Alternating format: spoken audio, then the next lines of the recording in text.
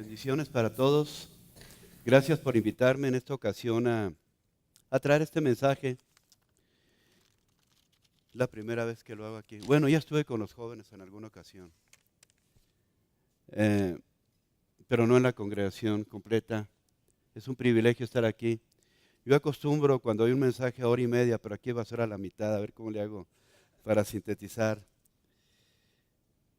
Una vez di una conferencia y duré casi 3 horas y no sé, ya me di cuenta cuando vi la grabación que iba midiendo el tiempo y dije, qué bárbaros, y nadie se fue. Bueno, gracias a Dios. Y me da mucho gusto que hay muchos jóvenes aquí. Al final quiero tomar 5 minutos exclusivamente para los jóvenes, pero me da mucho gusto que estén aquí los jóvenes y sobre todo 2 recién bautizados. También el mensaje será para ellos. Al final, y quise ponerle a este mensaje, y quiero dirigirlo mucho a la gente que aún no conoce a Cristo, cuando ya no hay esperanza, cuando ya no hay esperanza, cuando aún la esperanza termina, cuando han probado de todo, cuando han luchado por todo y al final dicen, ya no puedo más, esto se acabó. Y cuando la gente que no conoce al Señor, y algunos aún conociéndolo, que pierden la esperanza, todavía queda Cristo, todavía queda el Señor. Pero muchos no lo saben, pero muchos no lo entienden. Y algunos deciden quitarse la vida.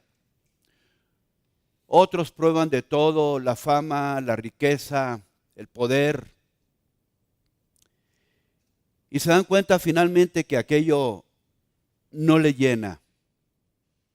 Elvis Presley estuvo al revés. Él era de una pequeña congregación de unos 25 miembros, donde su padre era un ministro, un diácono.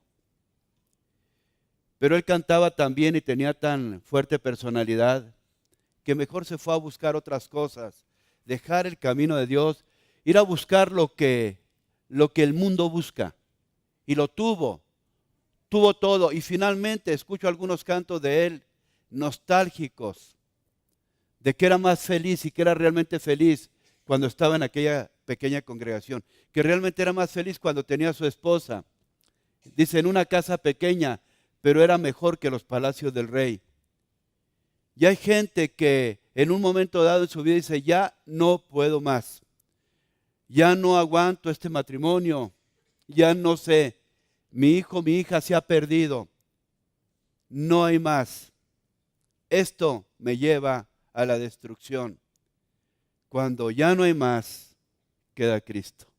Eso es lo que yo quiero decirles, porque eso me pasó a mí. En Hechos 27, vamos a ver si en Hechos 27, voy a leer algunos versículos. Se refiere a Pablo cuando apeló a César e iba a Roma. En Hechos 27, voy a leerlo del 17 hasta el 20 nada más.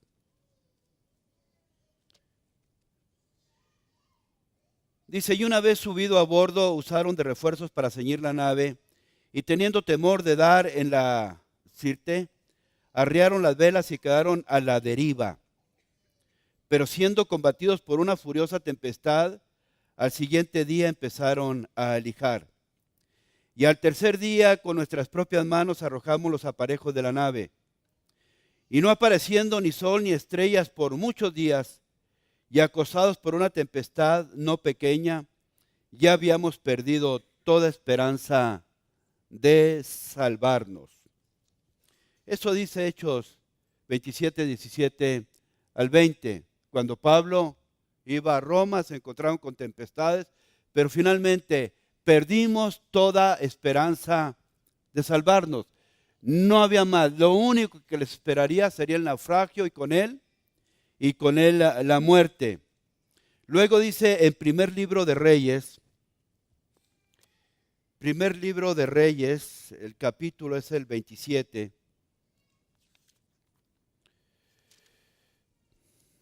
El capítulo es el 27.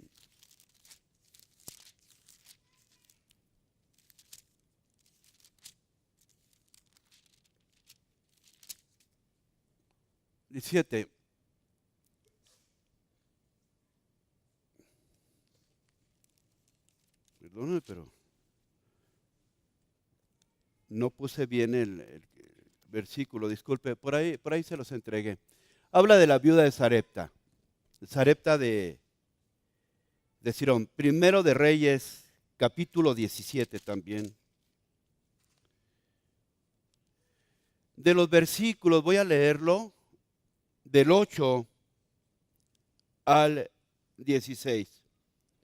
Yo les suplico que lo escuchen con mucha atención.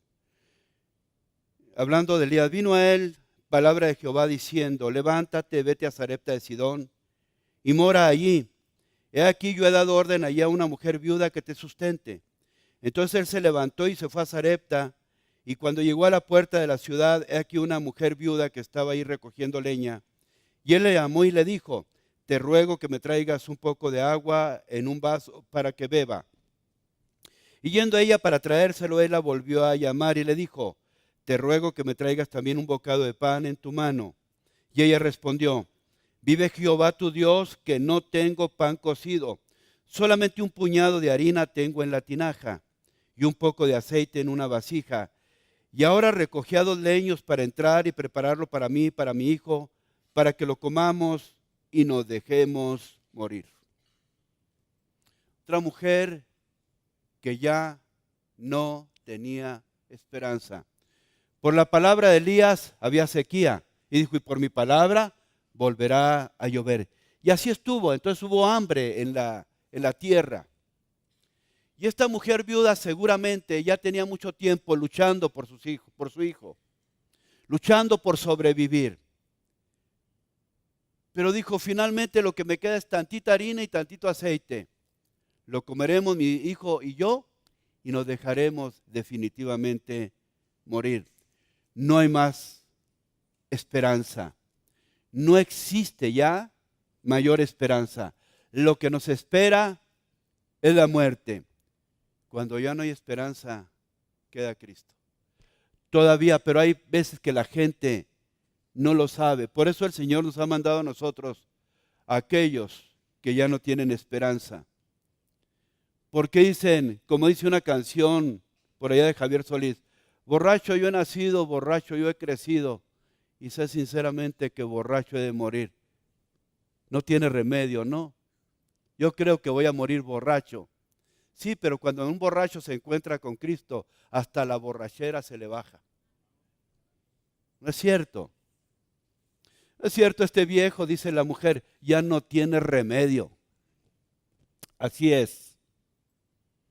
Ya lo voy a aventar. Cuando el hombre ya no tiene remedio, todavía queda Cristo. Una vez llevaron a una mujer que habían tomado un acto de adulterio y la llevaron a los pies de Cristo, con tal de buscar agarrarlo en alguna falta y apedrearla a ella y apedrearlo a él. Ella ya tenía sentencia de muerte. Ella lo sabía. Ya las piedras estaban en las manos de sus verdugos. Ya la sentencia ya se había dictado. Pero la llevaron a los pies de Cristo para preguntarle si era correcto matarla o no. Dicen, si nos dice que sí, le vamos a decir, no, que eres muy misericordioso. Y si nos dice que no, entonces estás en contra de la misma ley de Moisés. Entonces te vamos a agarrar los dedos contra la puerta. Ya ella pudieron haberla apedreado allá conforme a la ley. Pero querían encontrar a Cristo en una falta y apedrearlo también a él junto con ella. Pero cuando ponen a la mujer ahí, y seguramente no la llevaron con buenos tratos, no la llevaron en un taxi, seguramente la llevaban como arrastrando y la aventaron a los pies de Jesús. Ella lo único que esperaba en ese momento eran las piedras. No había más. ¿Qué esperanza más tenía esta mujer? Ninguna. Ninguna esperanza.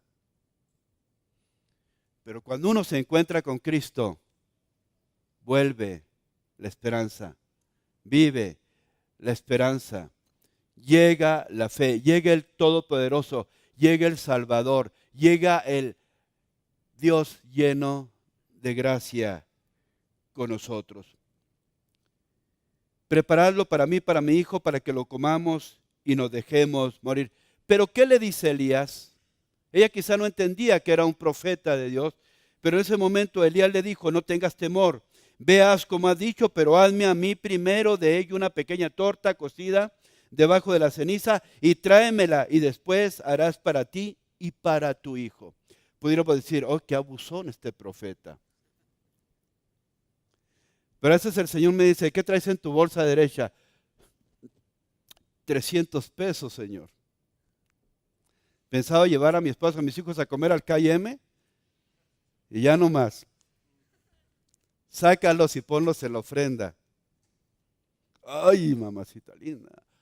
Hasta el Benito Juárez se siente hasta azul porque se está ahogando, porque no lo suelta uno. Vive Jehová que no te suelto.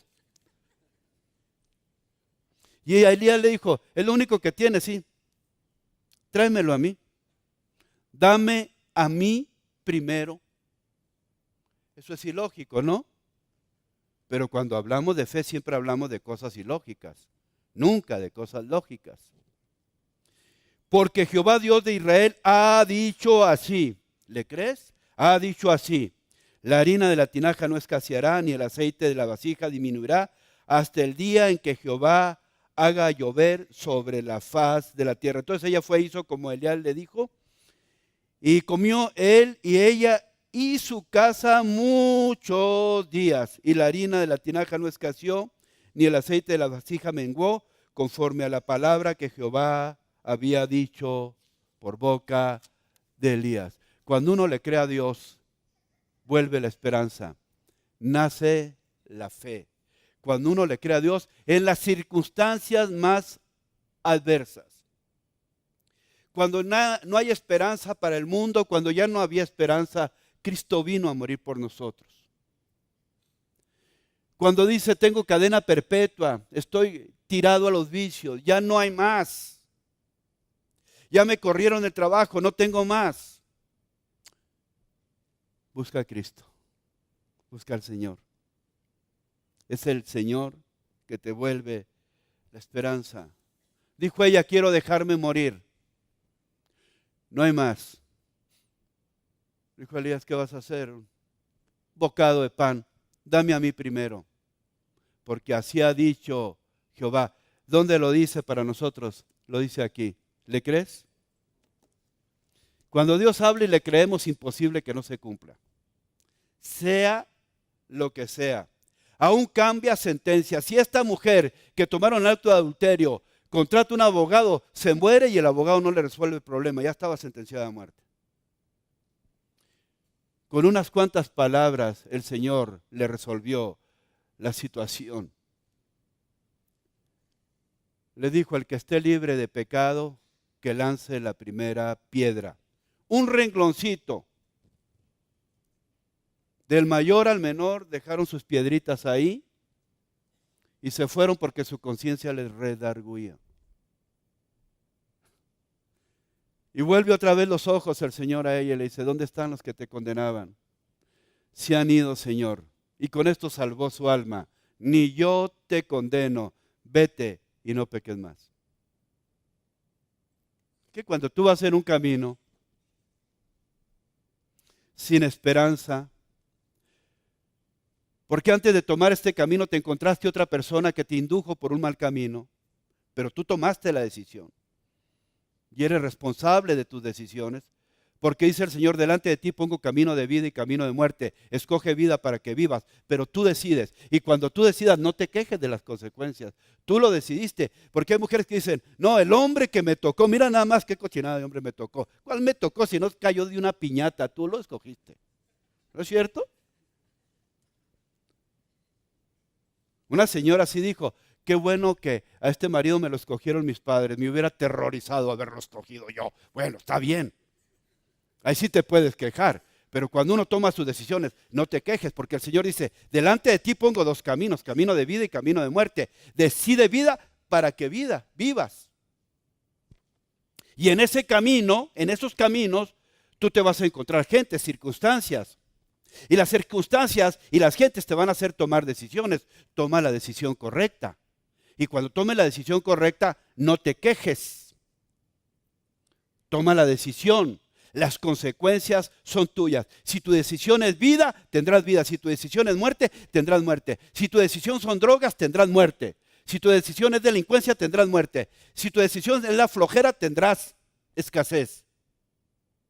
Pero el Señor te dice, delante de ti pongo dos caminos, camino de vida y camino de muerte. Las circunstancias que se te presentan, a esta mujer viuda de Sarepta se le presentó el profeta. Y ella decidió creerle, decidió vida. Y vida tuvo. Más adelantito se le muere el hijo. Y entonces ella dice, Señor, ¿qué pasó, profeta? ¿Qué tienes contra mí? Primero comemos y luego mi hijo se muere. De todas maneras, si iba a morir, me hubieras dejado que se muriera desde un principio, ¿no? Y el mismo Elías le dice al Señor, aún a la viuda que me ha sustentado, le quitas a su hijo, pero toma al hijo, se recuesta sobre él 3 veces por ahí. 3 veces, bueno, se recuesta sobre él. El caso es que el hijo se levanta y se lo entrega a la viuda. Aquí está tu hijo vivo. Y en ese momento la viuda dice, ahora reconozco que Dios habla por ti, que Dios está en ti. Cuando comía pan, que no le faltó, no reconoció. Tuvo que tener otra prueba para que pudiera reconocer que Elías venía de parte de Dios y que en Dios, el Dios de Elías, ahí había salvación. Y ella, antes de que el profeta se presentara con ella, su decisión era no esperanza, mi decisión es muerte. Cuando viene el profeta, ¿qué es lo que sucedió? Deja una mujer con vida, su hijo con vida y con su salvación. Cuando ya no hay esperanza, busca a Cristo. Busca a Cristo. ¿Qué es lo que sucedió con aquellos náufragos, con aquellos que ya habían perdido toda esperanza? ¿Qué sucedió en sus vidas? Que dice el capítulo 27, enseguida de Hechos. 27 del 21 al 23 dice, entonces Pablo, como hacía ya mucho que no comíamos, puesto en pie en medio de ellos, dijo, habría sido por cierto conveniente, oh varones, haberme oído y no zarpar de Creta, tan solo para recibir este perjuicio y pérdida. Pero ahora os exhorto a tener buen ánimo, pues no habrá ninguna pérdida de vida entre vosotros, sino solamente de la nave. Porque esta noche ha estado conmigo el ángel de Dios, de quien soy y a quien sirvo, diciendo, Pablo, no temas, es necesario que comparezcas ante César, y aquí Dios te ha concedido todos los que navegan contigo. Por tanto, varones, tened buen ánimo, porque yo confío en Dios, que será así como me ha dicho. Ya habían perdido la esperanza de salvarse, pero Pablo le dijo, esta noche ha estado conmigo el Señor. ¿Y saben qué me dijo? Que ninguno de ustedes se perderá. Tengan ánimo, coman, ninguno se va a perder. Vuelve la esperanza y todos salieron con vida. Cristo hace la diferencia entre aquel que ya no encuentra respuesta y aquel que dice, Él está por nosotros. Y saben una cosa, muchas veces el mismo Dios del cielo, el que nos creó, en el que estábamos en su mente desde antes de la fundación del mundo,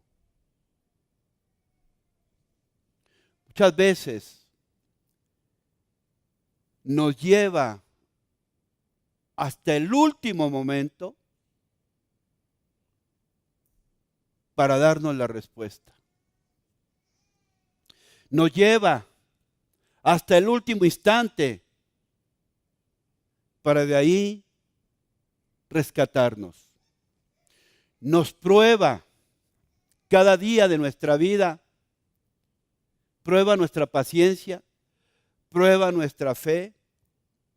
Y a unos que no tienen ni paciencia ni fe, también tantas veces los lleva para que después expresen su testimonio hasta el último instante, aún a perder la esperanza. Allí en ese momento es cuando Él se presenta. La mujer que tomaron en acto de adulterio, seguramente conocía de la palabra, pero tuvo que llegar hasta esa circunstancia para que la mano de Dios la pudiera rescatar. Al último aliento de su vida que le esperaba, según su desesperanza, ahí estuvo el Señor. Bartimeo el ciego estaba a un lado del camino y clamaba a gran voz cuando supo que Cristo iba a pasar por ahí. Y los discípulos decían, cállate, no importunes al maestro, cállate. Como diciéndole, tú ya estás ciego. ¿Para qué le gritas? ¿Qué quieres? Pero Cristo lo escuchó. Y le dijeron, ten ánimo, el maestro te llama. Era la última oportunidad que tenía Bartimeo de recuperar su vista. Y no iba a desaprovecharla cuando Cristo pasaba por ahí. Quizá ya nunca volvería a pasar por ese camino, porque Bartimeo estaba a un lado del camino. Jesús, hijo de David, ten misericordia de mí. Al fin le dijeron, ten ánimo, el maestro te llama. Y fue con el maestro. ¿Qué quieres que te haga? Que me des la vista. Hecho. La vista te es dada. Y Bartimeo ya no estaba a un lado del camino. Siguió a Cristo en el camino. Dicen, Bartimeo tenía dos problemas. Era ciego y estaba a un lado del camino. Cuando se encuentra con Cristo ya no es ciego y va por el camino. ¿Verdad? Dios a veces es Dios de último momento. Y muchas veces cuando ya Dios tiene la respuesta para la gente desiste y se va. La gente desiste y a veces se suicidan. La gente desiste y en ese momento que no era el momento, se divorcian, se separan. La gente desiste y toma una decisión nociva para su vida. Tienen una decepción amorosa algunos y lo primero que hacen es irse a emborrachar, irse a las drogas. ¿Para qué tomas? Para ahogar las penas. Las penas saben nadar, no le entres por ahí. Pero ya la respuesta estaba al alcance de su mano. Y en ese momento desisten. Dios es Dios de último momento, muchas veces. Ya para aquellos, ya no tengo esperanza. Está bien, viniste recorriendo tu vida. Tomaste tus decisiones. Llegaste a un punto que estás en el precipicio y no tienes esperanza. Dios es Dios de último momento. Cuando ya parece que las circunstancias son totalmente adversas y lo único que te queda es la destrucción. En ese momento llega Él y te rescata. ¿Qué pasó con los israelitas que salieron de Egipto? Siempre renegaban mucho. Estaba como algunos cristianos cuando andaba en el mundo, qué padre, bailaba la quebradita. Anda, están extrañando esas cosas. Ah, qué bonito en las fiestas. Oh, qué bonito los gallos cuando cantaban. Allá todos borrachotes, todos. Y así cuando salieron los israelitas, que por fin Faraón los dejó salir cuando murieron los primogénitos de Egipto, por fin los dejó salir. Pero luego Dios le endureció el corazón y ahí va detrás de ellos y los encuentra ya cuando van ahí junto al Mar Rojo.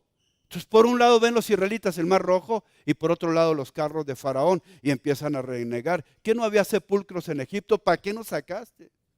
Mira, ya qué esperanza tenemos. Nos hubieras dejado allá y nos hubieras ahorrado esta caminata. Eran esclavos. No tenían ningún valor, no tenían ningún precio. Eran simplemente esclavos. Decía, ¿por qué no nos dejaste allá? Dios es Dios de último momento. Cuando tus circunstancias parece que ya no tienes salida, estás entre el Mar Rojo y los carros de Faraón, en ese momento el Señor abre las aguas y pasas por seco. Y tus enemigos se quedan sepultados en las aguas del Mar Rojo. ¿No es cierto? Así es. Dios de último momento.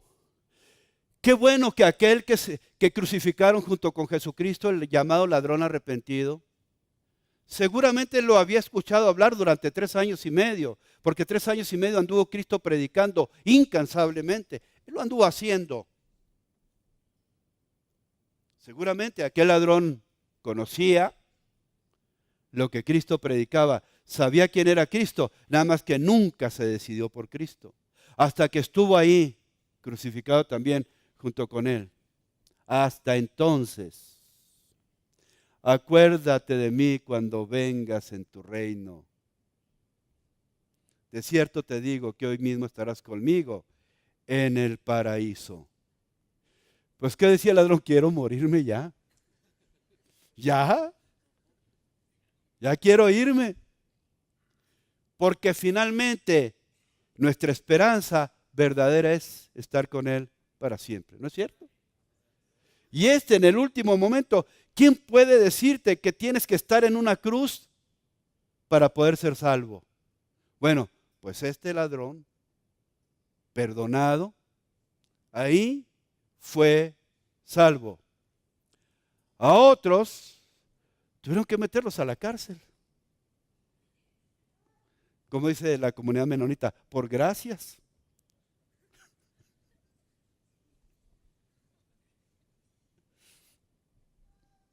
No todo lo que nos sucede en la vida es una desgracia. ¿Cierto? Yo me fui a Juárez a estudiar, allá me asistía solo. Me encontré en el camino con un amigo mío, me llevó a una cantina y él me dejó en la cantina y él ya no regresó, bonitas cosas. Pero yo decidí quedarme en las cantinas. Ya andaba perdiendo todo, entre ellos la vergüenza. Dormía en el suelo, pasaba más hambre que un piojo en peluca, me pasaban mil cosas. Pero qué bueno que me pasó eso, porque un día se cruzó en mi camino, ya no aquel amigo que me llevó a la cantina, sino que es mi esposa que me llevó a la iglesia. ¿Verdad? Yo cuando ya no tenía esperanza de recuperar ni mi carrera, ni pensaba dejar el licor, 3 veces por semana me emborrachaba, emborracharme bien. Y yo tenía 23, 24 años apenas. Me fumaba 2, 3 cajetillas de cigarro, me gustaban las cantinas y todo lo que eso conlleva. Pues qué esperanza tenía.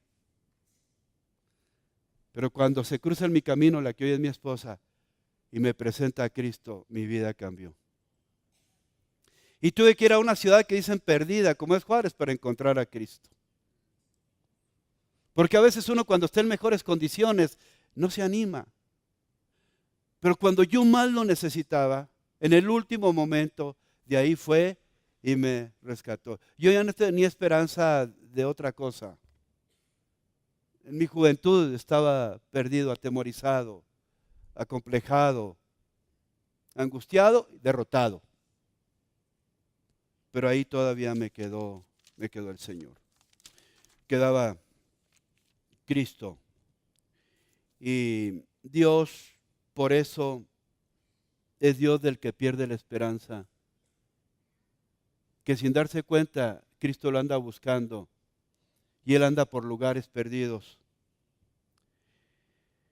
¿Y qué pudiéramos decir de Lázaro? Ya estaba muerto, ya se estaba echando a perder, putrefacto. Esa era la realidad. ¿Quién iba a pensar que Cristo lo iba a levantar y entregarlo a Marta y a María? ¿Quién lo podría pensar? ¿Alguien pudiera pensar en eso? Y si a Lázaro lo levantó de la tumba, ¿qué tu situación será tan difícil como para que Cristo no pueda resolverla?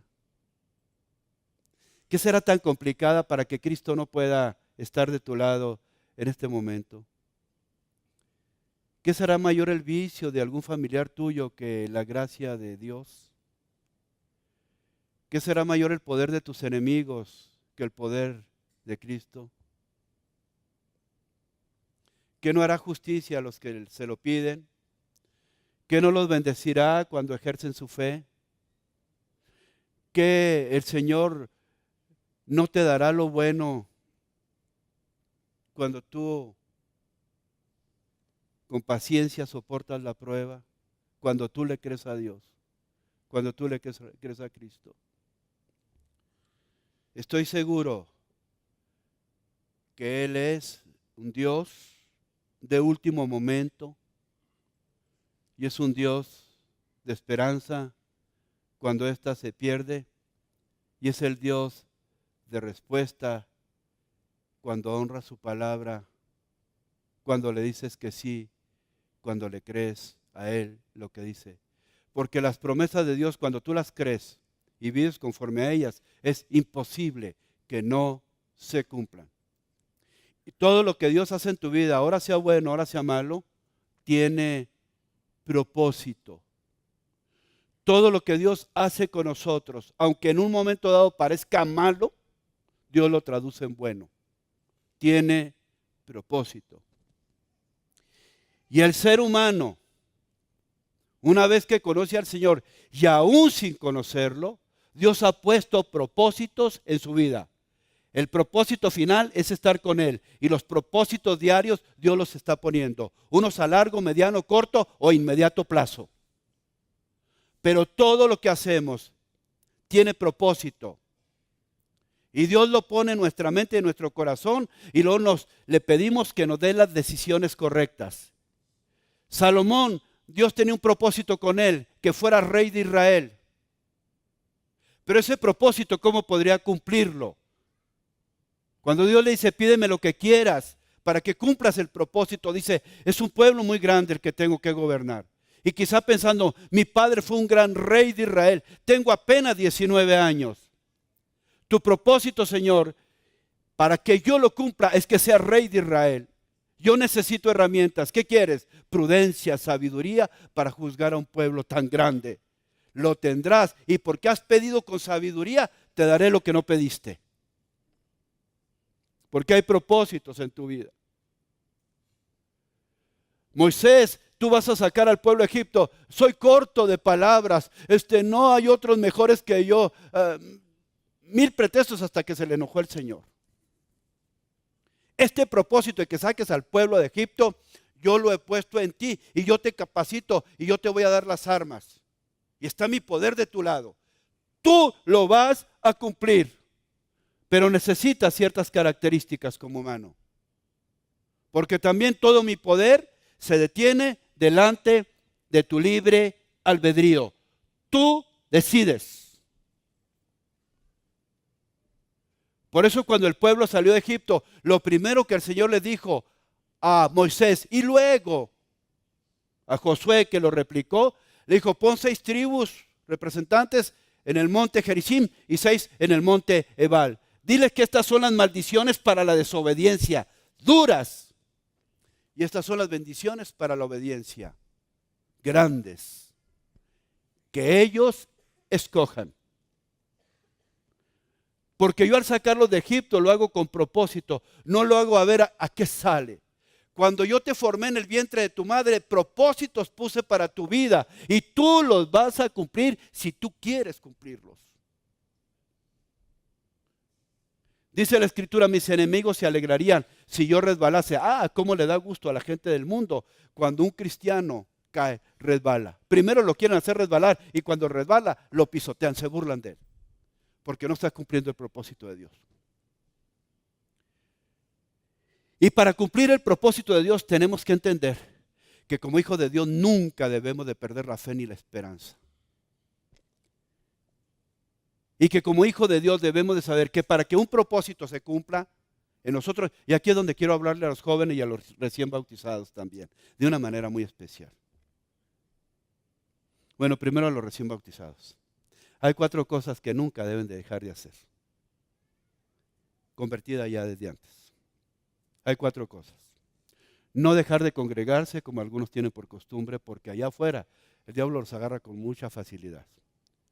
Orad sin cesar, porque ahí es donde recibe instrucciones de parte de Dios. Y los propósitos y visión de parte de Dios. Testificar de Cristo. Siempre. Siempre que tenga oportunidad, hablar de Cristo. Y otra cosa, escudriñad las Escrituras porque a vosotros os parece que en ellas está la vida. Esas 4 cosas. Y enseguida, jóvenes, de una manera muy particular. Ustedes están iniciando la vida, despertando a muchas cosas. Están iniciando un camino que nosotros llevamos ya muy recorrido, aunque no estamos tan rufles como dicen los chavos. Pero ya tenemos un camino recorrido, una experiencia. Yo quiero decirles que para ser triunfadores en la vida y para vida eterna, se necesitan algunas cosas. Cumplir con los propósitos. Primero, Para cumplir con un propósito se requiere tener visión aquí y aquí de parte de Dios. Nehemías sabía que los muros de Jerusalén tenían 120 años destruidos y que había que reconstruirlos. Y Dios le puso la visión aquí y en el corazón. ¿Y sabe qué? Finalmente, en unos cuantos días fueron reconstruidos. Tener una visión buena de qué es lo que quieres para mañana, para el mes que entra, para el año que entra, para tu vida de casados, para tu vida profesional, para tu vida laboral. ¿Qué es lo que quieres? La visión aquí. Segundo, la visión para que se pueda cumplir necesita fe. Creer que viene de parte de Dios. Confiar. Es pues la fe, la certeza de lo que se espera, la convicción de lo que no se ve. Pero si Dios te puso la visión aquí como propósito, requieres fe, creer que eso se va a cumplir. Y número 3, se necesita paciencia. Normalmente la gente deja sus propósitos, sus metas, deja el camino porque le faltó paciencia. Dice la mujer, me acabo de convertir, ya tengo una semana y mi esposo no se ha convertido, lo voy a dejar. No, necesitas paciencia. Requieres paciencia. Primero la visión de lo que quieres. Enseguida la fe para creerlo. La paciencia para esperarlo. Para que no se pierda la esperanza. Todas las grandes cosas han requerido de gran paciencia. Tomás Alva Edison para inventar la lámpara incandescente tuvo más de 2000 intentos, requirió paciencia. Dijo, ya vi 2000 formas de que no se hace esto, pero habrá una que sí. Y cuando se le prendió el foco, le dijo el esposo, oye loco, apaga la luz y acuéstate. Paciencia. Y por último, que parece contradictoria la paciencia, perseverancia. No dejar de hacerlo.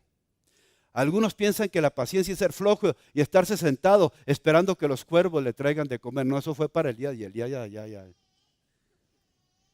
Piensan que la paciencia es sinónimo de flojera, de holgazanería. No, la paciencia es esperar la promesa de Dios con fe, porque Dios lo puso aquí en la visión. Abraham le dijo, tendrás un hijo. Tengo 90 años, pues ya qué. Y Sara dijo, ¿tendré deleite a mis 80 años? Pues yo creo que sí. Pero por andarse riendo los dos, ¿sabe cuánto se tardó el hijo? 10 años. Y todavía, cuando el hijo nace y crece, le dice, entrégamelo.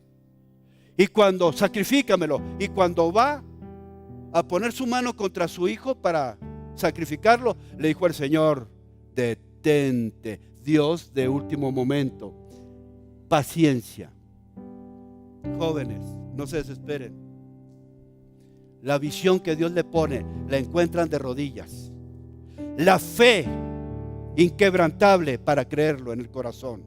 La paciencia para esperarlo, pero la perseverancia para no dejar de luchar. El que persevere hasta el fin, este será ¿qué? Salvo. Bien. Dios los bendiga. Ya me están tocando. Dios los bendiga.